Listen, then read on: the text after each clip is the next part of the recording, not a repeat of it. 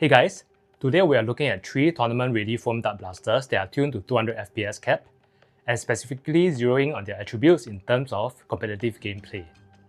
I am very fortunate to be able to borrow these 3 blasters from my local community. Many thanks to Ideal Foam Blaster or IFB for lending me this 3D printed GFZ SBL2. Also thank you very much to Zealot for lending me this injection molded Worker Seagull, and GQ for lending me this CNC Full Metal HQ G2Max in Evangelion colors. As mentioned earlier, these 3 blasters will be compared in their current pre-configured state in the context of competitive gameplay, specifically within the 200 FPS cap, as inspired by the recent Hoth tournament 2025, where speed, agility and stamina matters a lot. Of course, other factors such as cost, aesthetics, reliability and support will also be taken into account. But performance, usability and ergonomics take priority for this video. Full disclosure, I have not joined any competitions, so whatever opinions I have formed are from personal experiences from using these 3 blasters for the last few weeks, from spectating live and viewing tournament gameplay footages, and just general feedback and observations from other experienced players in my local community. In fact, I was so fired up after watching the Hoth tournament 2025 that I'm very tempted to join the next tournament. But if I do compete, I will be using this instead. Or maybe I'm just talking out of my ass or saying nonsense. Please take my opinions with a pinch of salt. Feel free to leave your comments below if you're keen on getting any of these blasters after watching this video. Do try them out first, form your own opinions, and see if I make any sense. In case you're wondering why the unicorn or the lynx is not included in this video, let me explain. I excluded the unicorn because the general sense I got from the majority of users who have handled both the unicorn and the seagull is that they prefer the seagull for various reasons, and that the seagull is just a better platform overall. I also excluded the lynx simply because it is a bullpup, and these 3 blasters are not bullpups. I love bullpups. I have a bullpup Stings 2.1, which is a longer, more powerful version of the lynx. This will be a very biased video if I bring in the lynx for comparison. But just a quick size comparison, let's look at my slings capable of reaching 330 FPS with 1 gram regular worker darts, next to the seagull. Both are roughly around the same size. That means the lynx, which is shorter than this Slings 2.1, is even more compact than the seagull. See what I mean? I'm already biased. Anyway, let's put these lynx away and just compare these 3 blasters. Now let's talk about performance first. These blasters are pre-configured by their respective owners in terms of FPS. With 1 gram regular worker darts, the seagull hits just below 200 FPS, while the SBL2 and G2Max are hitting around 190 FPS. All 3 blasters are able to hit a palm-sized target at 10 meters with no issues. This is ideal for competitions with smaller arenas like the Nerf Singapore's Hoth tournament. All 3 blasters are equal in terms of accuracy. Now let's compare the size and weight. When I'm using these blasters with their buttstocks extended to match my body comfortably, the Seagull measures about 70 cm, the SBL measures about 75 cm, and the G2Max measures about 72 cm. All 3 blasters are already very compact, but the Seagull is the shortest and most compact. Of course, I think it is possible to use your own shorter barrel with the SBL2 and still keep to the appropriate FPS cap and accuracy with some tuning. Honestly, I feel that a few centimeters do not really matter that much in terms of maneuverability and aiming around corners. In terms of weight, this Seagull measures about 1.4 kilograms, this SBL2 around 1.7 kilograms, and the G2Max around 1.8 kilograms. Of course, weight is an important factor during competitive gameplay, when you are constantly running for objectives and cover and dodging darts. For intense competitions with many stages, fatigue may be an issue. For younger players with noodle arms, or older players who are concerned about stamina, this lighter Seagull may seem like a better choice. Now let's compare the prime. The Seagull has a short stroke of 7 cm. The SBL2 also has a short stroke of 7.5 cm, which is just slightly longer than that of the Seagull. And the G2Max has a 9 cm stroke. The Seagull does take a little bit more force than the SBL2 to prime, probably because it's hitting a slightly higher FPS of just less than 200, compared to the SBL2's average FPS of 190. But the SBL2's prime just feels smoother compared to the Seagull. As for the 190 FPS G2Max, the prime actually feels the smoothest at the beginning due to the bearings on the priming block. However, it gets harder about halfway through. Overall, the prime weight feels similar to the Seagull, but over a longer stroke. Therefore, in terms of overall priming, I feel that the SBL2 wins, followed very closely by the Seagull and then the G2Max. Now for the trigger. The G2Max trigger has a little bit of play, and it takes quite a little bit of force to pull and fire it off. The trigger weight is heavy, the trigger is very skinny, and it's really not very comfortable to pull this over and over again. The Seagull's trigger has a little bit of play, then it hits a wall, and then fires off with further pressure. Similarly, the SBL2's trigger has a little bit of play, then a wall, and then it fires off. Both trigger weights feel similar. Some people will prefer the Seagull's flat metal trigger, while some will prefer the SBL2's more contoured trigger. Both feel equally comfortable to me, so it is a draw between the Seagull and the SBL2.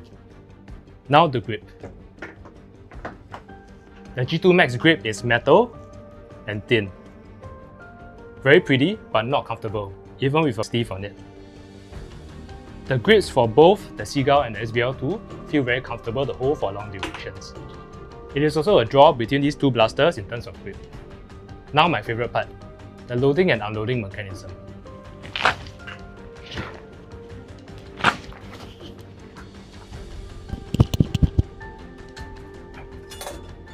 So hot. This is probably what I love most about the SBL2. The mag release button allows the user to mag drop or mag flick easily like John Wick.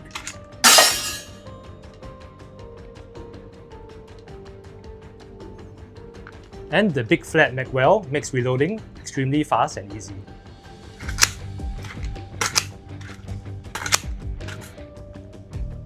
The G2Max also has a mag release button for dropping and unloading the magazine, but it is only for right-handers. The flat mag well is slightly smaller than the SBL2's, but it is still very easy to slide your magazine in.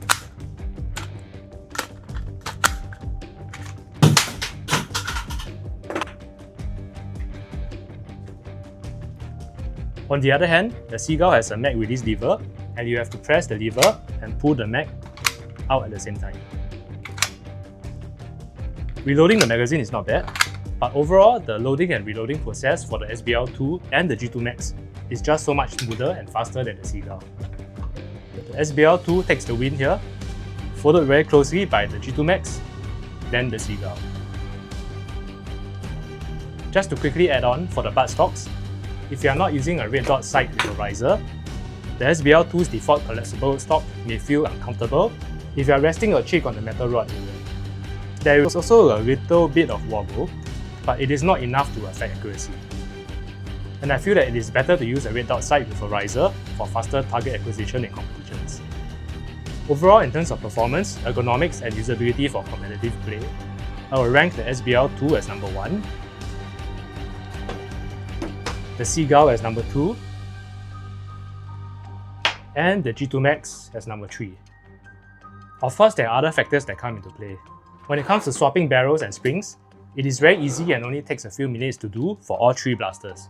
But comparatively, the SBL2 is just a tiny bit easier and faster with its 2-pin toolless takedown, while these 2 blasters require a few more steps. However, in my opinion, this is not a very important factor. In terms of customizability, the SBL2 is definitely the winner. You can choose the colours you want for the blaster shell, and also you can use whatever buttstock you want with the appropriate adapters. Whereas for the Seagull and G2Max, the customization options are more limited.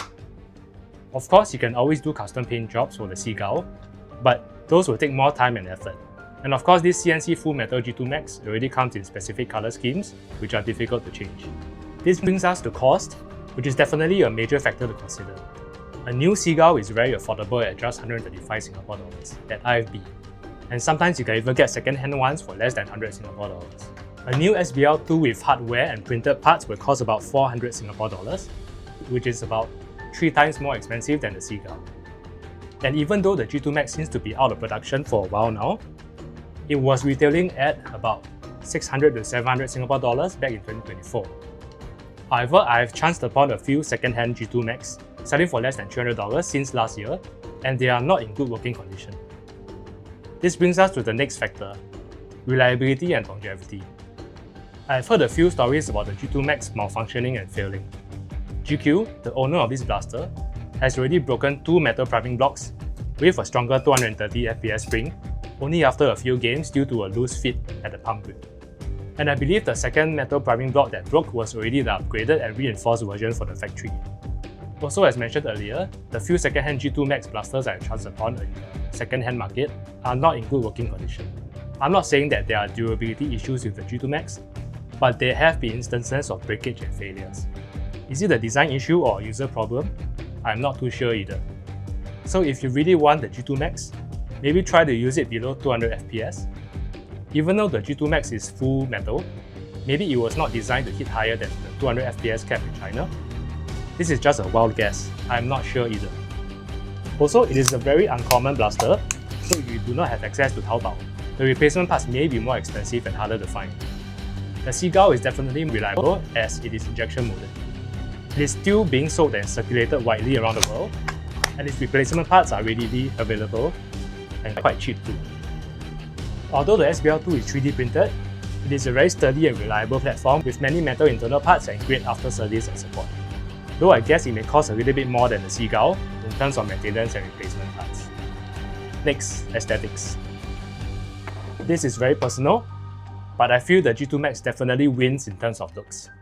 It is a very beautiful CNC full metal blaster and is definitely worthy of being a wall display. But is it practical? Maybe not to some people. So just to quickly wrap up this review, here's a quick summary of my thoughts about these 3 blasters.